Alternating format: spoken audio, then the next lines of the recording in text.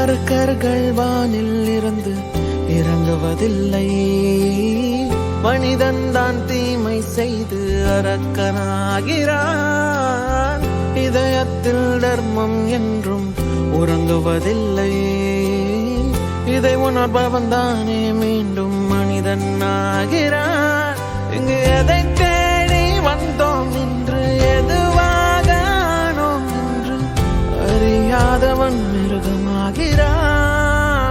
நான் யார் இறைவா, விடைத்தாய் இறைவா.